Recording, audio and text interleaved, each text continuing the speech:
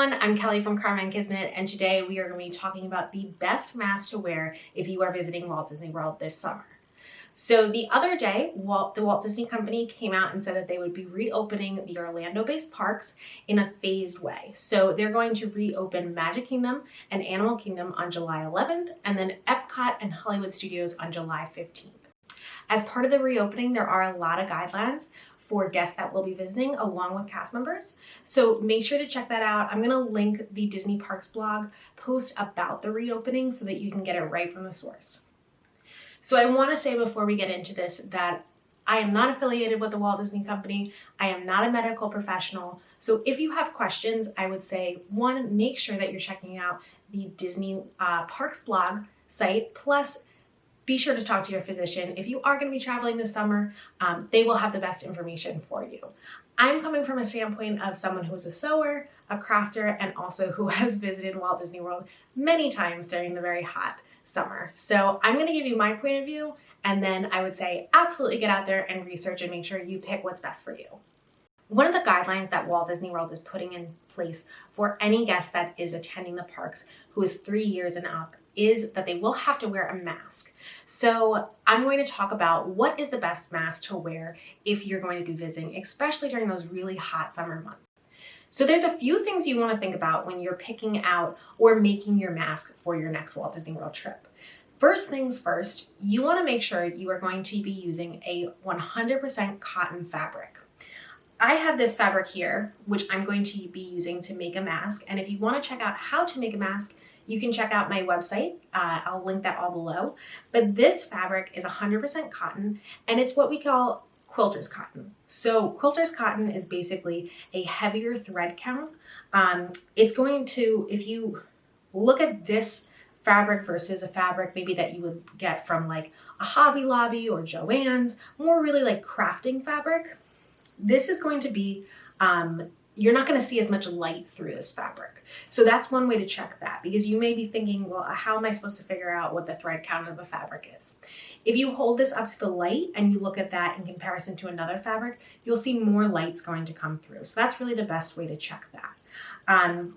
If you're buying a mask and you don't know what the thread count is or things like that, reach out to the person who's selling it. If you're on Etsy, reach out to that seller.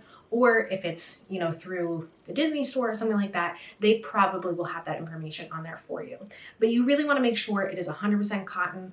100% cotton is the most breathable fabric. It's also secure those germs so they're not spreading as much as other fabrics might. The other thing you want to think about when you're picking out your mask is what the color is. So again, I go back to this piece of fabric because it is light colored. Just like when you're figuring out what shirt you're going to wear when you're going to Walt Disney World in the middle of the summer, you're probably not going to pick like a velour jumpsuit, right? That's black, because it's going to attract heat. You want to go for a light color fabric like this because it's not going to attract the sunlight the same way that a dark color fabric will. Something else you want to consider when you are purchasing or making a mask is that it has double layers. So if you see, this is a mask that I made. I have 2 layers of fabric here. This is just going to help so that there's not as much germs that are able to escape, because it's going to kind of create more of a barrier for people. The additional piece of this is that this actually has a pocket here so that I can put a filter inside. The filter that I use is actually just a piece of paper towel that I've cut to be the size of this mask, and then I can just put it in this little pocket here. A lot of times you'll see that masks don't have a pocket. That's up to you. I feel better with this just because I feel like it's an extra layer of protection, and I can also change this in and out whenever I go in and out of my house. So these are washable. You definitely want to make sure you find something that is a washable and easy fabric. That's why cotton is so great. But these filters then just make sure you take them out when you're washing. But this is just adding that extra layer of protection, and those 2 layers of fabric is going to also help with that. These next 2 kind of go hand in hand. So when I make my masks, and if I was purchasing a mask, what I would do is make sure I look for one that's going to have a wire adjustment for my nose. So what this does is actually allow the mask to fit on your face correctly. So that's the next part of this. You want to make sure that you're finding something that's a comfortable fit. So this mask that I have here, I made myself. Very easy for me to make sure it fits me correctly. I did go back and actually kind of sew here so that it was a little bit tighter on my ears because that was the most comfortable way for me. But if you see when I put this mask on, I'm able to adjust the nose piece so that it fits right to my face. So nothing's going to escape there. Plus, I don't have to worry about it getting in the way of my eyes.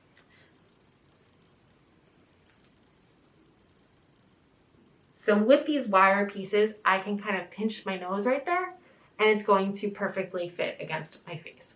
So if you look to, nothing's really gapping here. I can put my finger in this hole there, but it's not just sticking out like that. So you want to make sure you're finding something that's fit your face correctly.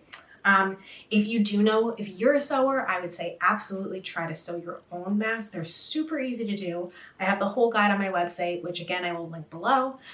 If you're not a sewer, if you know someone who is, see if they will make one for you. And this wire piece is just a piece of pipe cleaner. So it can also go in the wash. It's not going to harm you or anything like that. And it just helps so that it fits properly on your face.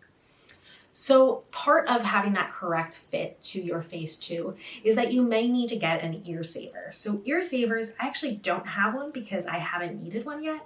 But if I was going into the parks and I was going to be wearing my mask all day, I would definitely purchase one. You can get them on Etsy. They're on a lot of different sites. You can also make your own, which is basically just a piece of fabric with 2 buttons on the side that you put behind your head. And then you can take the hooks, these loops here, and you just loop them to those buttons instead of having your ears hold the loops. So you're kind of saving, like they say, the ear savers. You're saving that piece, back here so it doesn't hurt as much. That may be something that one helps with the fit of your mask, plus it just makes it more comfortable. So definitely look into those. Other tips and tricks that I would say if you are headed to Walt Disney World with your mask is bring multiple. If you are in the middle of a rainstorm, you still are going to be wearing this mask. So you want to make sure that you have multiple just in case it gets wet or it gets stained or anything like that, that you're able to just switch that out. I would also suggest if you are using a mask like this that has this interior filter here, bring a couple pieces of paper towel so that you can switch them in and out if you need to for any reason. It gets wet, whatever it might be, those things. If you are going to be visiting with a child, I would say definitely invest in an ear saver for the child. There's some really, really cute ones out there that have Mickey Mouses on them. There's also people that have created headbands that have buttons on them. So instead of the ear saver going back here, it's along the headband and they can just hook it onto the headband. So if you have a little girl who may want to have a headband anyway, that may be an option for them and hopefully will help them be a little bit more comfortable as well. So those are all my tips and tricks that I have for you guys for getting the best mask for your next trip to Walt Disney World. If you have any questions, please make sure to leave them below, and also do check out the webpage where I have a guide to how you can make your own mask. Thank you guys so much for watching. If you have not subscribed already, be sure to do so below, and also make sure that you are following me on Instagram at Karma and Kismet. Thank you guys so much.